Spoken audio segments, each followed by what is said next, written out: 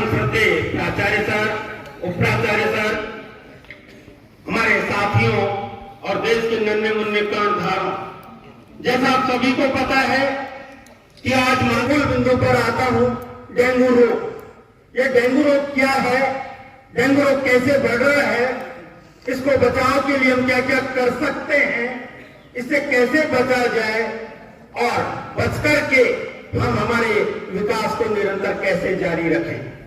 Dengue बुखार एक संक्रमण है जो डेंगू वायरस के कारण होता है।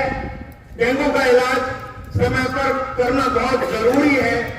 मच्छर डेंगू वायरस को संक्रमित करते या फैलाते हैं। डेंगू बुखार को हड्डी तोड़ बुखार के नाम से भी जाना जाता है, क्योंकि इसमें पीड़ित लोगों को इतना दर्द हो सकता है जैसे उनकी हड्डियां टूट गई हो। डेंगू बुखार के कुछ लक्षणों में बुखार का होना, सिर दर्द होना, त्वचा पर चट जैसे लाल चकत्ते पड़ना, मांसपेशी और जोड़ों का दर्द शामिल है।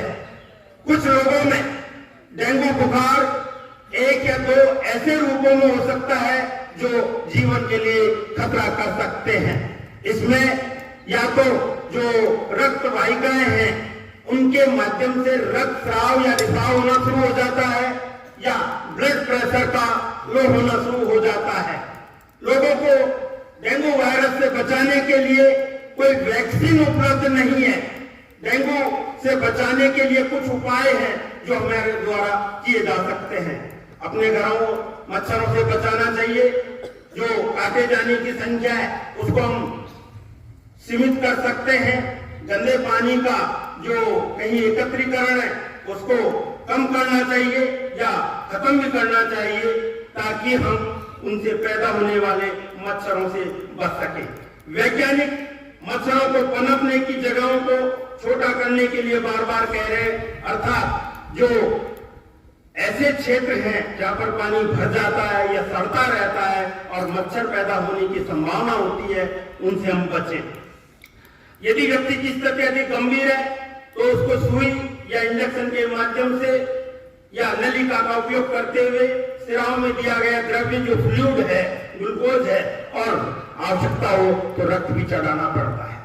1960 में काफी लोग डेंगू बुखार से पीड़ित रहे हैं और द्वितीय विश्व युद्ध के बाद यह बीमारी एक विश्वव्यापी समस्या बनकर सामने आई। 110 देशों में डेंगू का प्रसार होता रहा है। प्रत्येक वर्ष 50 से 100 मिलियन लोग डेंगू बुखार से पीड़ित होते हैं पूरे विश्व में। वैज्ञानिक वायरस का प्रत्यक्ष उपचार करने के लिए वैक्सीन और दवाइयों पर काम कर रहे हैं।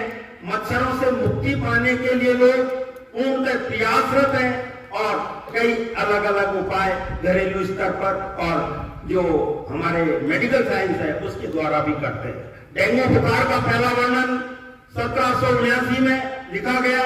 20वीं शताब्दी की शुरुआत में वैज्ञानिकों ने यह जाना कि यह बीमारी डेंगू वायरस के कारण होती है तथा यह मच्छरों के माध्यम से संचरित होती है, अर्थात फैलती है। डेंगू बुखार के जो लक्षण है वैसे तो हमने आपको पहले ही बताए, लेकिन 4 से 6 दिन बाद जो संक्रमण है वो आरंभ होता है और यह आमतौर पर 10 दिन तक रहता है। और इसमें शामिल हो सकते हैं ऐसे लक्षण: अचानक तेज बुखार, 105 डिग्री तक बुखार हो जाए, गंभीर सिर दर्द, आंखों के पीछे दर्द, गंभीर जोड़ों और मांसपेशियों में दर्द, थकान, जी मिचलाना, उल्टी आना, दस्त होना, त्वचा पर लाल चकत्ते और बुखार आने से जो 2 या 4 दिन बाद वो दिखाई देना, हल्का रक्त स्राव जैसे नाक से खून बहना, मसूड़ों से खून बहना, आसान चोट लगना, मूत्र मल या उल्टी में रक्त का आना, सांस लेने में कठिनाई का होना, चिड़चिड़ापन या बेचैनी का होना, ये लक्षण दिखाई देते हैं। मित्रों, डेंगू बुखार के निदान के लिए जो एंटीबॉडी जांच के लिए डॉक्टर लाख रक्त परीक्षण डेंगू संक्रमण का निदान कर सकते हैं और जैसे हम डॉक्टर को दिखाते हैं, मिलते हैं इस स्थिति में, तो वह कई प्रकार के टेस्ट लिख देता है। डेंगू बुखार के निदान के लिए डॉक्टर रक्त परीक्षण के संयोजन का सुझाव दे सकते हैं। वायरस के प्रति शरीर की प्रतिरक्षा प्रतिक्रिया जटिल और गतिशील होती है, जिससे रक्त परीक्षण शामिल करके और उनके माध्यम से इस रोग को पहचाना जाता है, उपचार किया जाता है।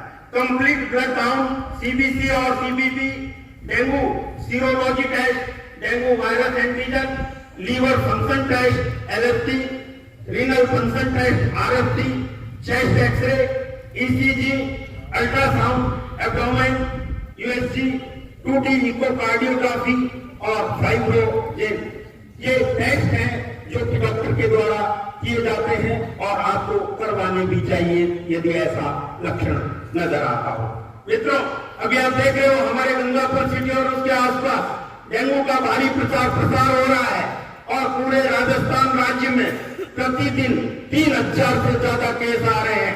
यहाँ तक कि गंगापुर और आसपास के हॉस्पिटलों में जगह नहीं बच रही है, लोगों को ट्रांसफर किया जा रहा है, शिफ्टिंग की जा रही है जयपुर की तरफ और अन्य बड़े हॉस्पिटलों की तरफ। ऐसे में हमारा नवोदय विद्यालय जाट बड़ौदा कैसे सुरक्षित रहे, इसके लिए हमको प्रण करना होगा, साफ सफाई की तरफ ध्यान देना होगा, दैनिक रूप से नहाना, दैनिक रूप से अपने कपड़ों को साफ ढंग से धोना, सुखाना और आसपास में गंदगी को न होने देना, यही सबसे ज्यादा मूल उपाय है। और गुप्त में से कोई लक्षण जो बताए गए हैं उनसे मिलते हैं तो हमारे यहाँ विद्यालय स्टाफ नर्स से तुरंत मिलना, इसी के लिए आप ध्यान देंगे। बहुत बहुत धन्यवाद। जय हिंद, जय